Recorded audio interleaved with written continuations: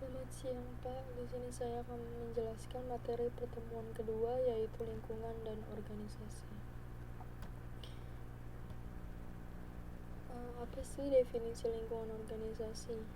Lingkungan organisasi adalah semua elemen di dalam maupun di luar organisasi yang dapat mempengaruhi sebagian atau keseluruhan suatu organisasi. Faktor-faktor lingkungan organisasi dibagi menjadi dua. Yang pertama ada eksternal, yang kedua ada internal. Eksternal dibagi menjadi dua lagi, yaitu lingkungan ekonomi makro dan lingkungan ekonomi mikro. Lingkungan eksternal, menurut Astuti 2011, lingkungan eksternal adalah institut atau kekuatan terdiri dari dua komponen yang potensial mempengaruhi kinerja organisasi. Lingkungan eksternal mikro atau khusus, menurut Anton 2011, lingkungan eksternal mikro adalah unsur-unsur yang berpengaruh langsung organisasi, antara lain yang pertama ada para pesaing, yang kedua ada para langganan, ketiga ada pasar tenaga kerja, keempat ada lembaga keuangan, kelima ada instansi pemerintah, dan yang keenam para supplier. Lingkungan eksternal makro atau umum. Lingkungan eksternal makro adalah lingkungan yang mempunyai pengaruh tidak langsung yang dapat mempengaruhi dan berdampak pada lingkungan organisasi. Lingkungan eksternal makro atau umum organisasi dibagi menjadi 6. Yang pertama ada kondisi ekonomi, yang kedua ada kondisi politik dan hukum, ketiga ada kondisi sosial budaya, keempat ada kondisi demografi atau alam, kelima ada teknologi, keenam globalisasi. Lingkungan internal, menurut Purwanti dan Fatah 2011, lingkungan internal adalah tempat manajer bekerja yang mencakup budaya perusahaan, teknologi, produksi, struktur organisasi, dan fasilitas fisik. Lingkungan internal dibagi menjadi 3, yaitu ada pekerja atau karyawan, kedua ada dewan komisaris, dan yang ketiga pemegang saham. Hubungan lingkungan dan organisasi, menurut Margareta 2012. Hubungan lingkungan dan organisasi dapat dilihat melalui model berdasarkan James D. Thomson, yaitu adanya tingkat perubahan dan tingkat homogeneitas. Organisasi memiliki hubungan dengan lingkungan.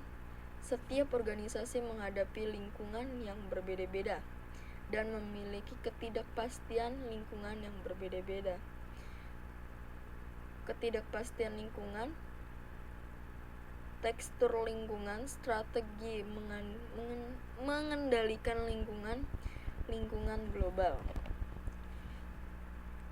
Teori hubungan organisasi lingkungan.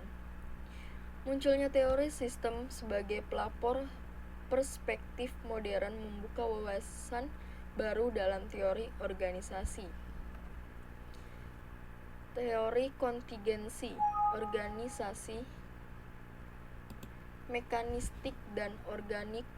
Pengembangan teori kontingensi dimulai ketika Byrne dan Shulker tahun 1961 melakukan penelitian terhadap 20 organisasi industri di Inggris dan Skotlandia untuk melihat bagaimana pengaruh perubahan lingkungan terhadap pengelola dan terhadap organisasi itu sendiri. Teori ketergantungan sumber daya. Ide dasar teori tergantungan sumber daya atau resource driven theory adalah bahwa hubungan organisasi dan lingkungan bersifat dependen, dalam arti organisasi bergantung kepada lingkungan untuk mendapatkan sumber daya.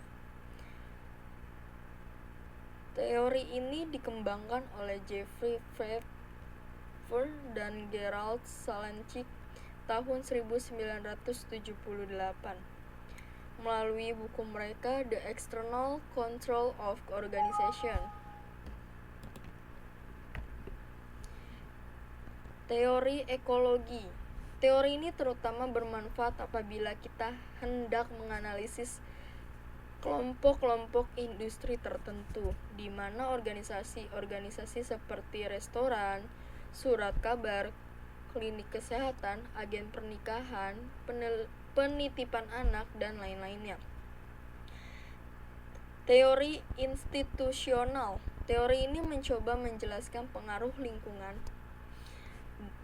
dalam bentuk lain yang berbeda-beda dari teori-teori sebelumnya. Mereka membagi pengaruh lingkungan menjadi dua kategori, yaitu yang pertama, ada pengaruh lingkungan yang lebih menitik beratkan pada aspek teknis dan ekonomis atau efisiensi dan efektivitas. Dan yang kedua, pengaruh lingkungan yang menitik beratkan pada aspek sosio-kultural. Sekian dari saya. Terima kasih.